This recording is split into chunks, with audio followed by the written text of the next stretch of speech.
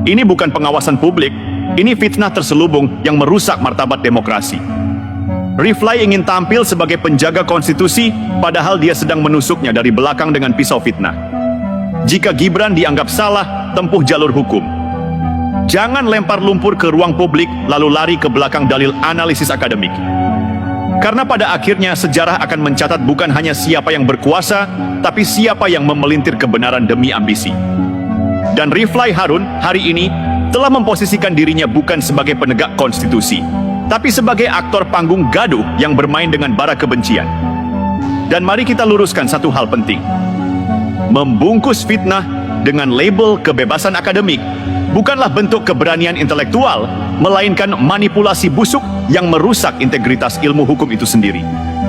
Riflay Harun tampaknya sedang menikmati peran barunya sebagai komentator politik serba tahu, sambil terus menjelekkan nama orang tanpa takut konsekuensi.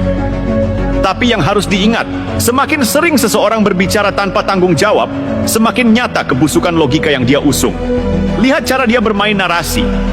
Gibran dikaitkan dengan skandal MK hanya karena dia diuntungkan oleh putusan itu. Tapi Riflay diam saat elit-elit lain yang jelas-jelas menikmati hasil dari putusan MK sebelumnya tak pernah disentuh kritiknya. Kenapa? Karena serangan Riflay bukan berdasarkan prinsip hukum atau moral, tapi berdasarkan siapa target politiknya. Kalau bukan Gibran, dia pasti diam. Ini bukan soal hukum, ini soal agenda. Riflay menyebut Gibran harus dimakzulkan. Tapi dasar hukumnya tidak ada. Justru yang lebih layak dipertanyakan adalah kapasitas moral dan etik seorang ahli hukum yang begitu enteng melempar kata pemakzulan hanya demi kepentingan framing opini. Mengusulkan pemakzulan terhadap seorang wakil presiden tanpa pelanggaran hukum, tanpa bukti pelanggaran konstitusi, itu bukan sikap konstitusional, itu sikap culas. Bahkan anggota DPR saja tidak gegabah bicara sejauh itu tanpa dasar hukum kuat. Tapi Riflay seolah-olah dirinya adalah parlemen sekaligus MA dan MK dalam satu tubuh. Bahaya bukan main. Ini yang disebut manipulasi narasi. Dia bukan sedang mengajak publik berpikir, tapi sedang membentuk kerumunan kebencian. Bukan sebagai sarjana hukum, tapi sebagai influencer politik bertopeng akademisi. Riflay sedang memainkan posisi publik sebagai panggung pribadi dan menjadikan Gibran sebagai sasaran tembak karena satu dosa besar. Dia anak Jokowi.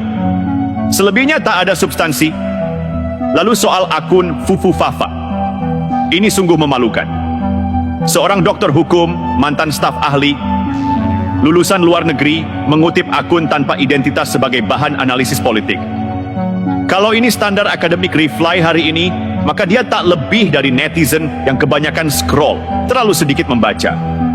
Dan yang lebih parah, dia ingin publik menganggap ini serius. Riflay ingin kita percaya bahwa akun dengan foto anime bisa menjadi dasar untuk memvonis seorang pejabat negara. Logika macam apa ini? Kita sedang berhadapan dengan gaya baru dari propaganda. Framing tanpa fakta, tuduhan tanpa data, lalu dibungkus dengan jargon-jargon hukum supaya kelihatan pintar. Riflay tak sedang membela hukum. Dia sedang menabraknya, meludahi asas praduga tak bersalah, dan menciptakan opini liar seolah-olah itu suara nurani. Padahal ini suara dendam. Dan lebih parahnya, ketika masyarakat awam mulai ikut menyebarkan potongan-potongan ucapan Riflay, maka hoaks yang ia sebarkan berubah jadi narasi publik. Ini strategi licik. Bukan cuma menyerang personal Gibran, tapi mendiskreditkan seluruh sistem hukum yang tidak berpihak pada selera politiknya. Riflay tak sedang berdiri di atas kebenaran.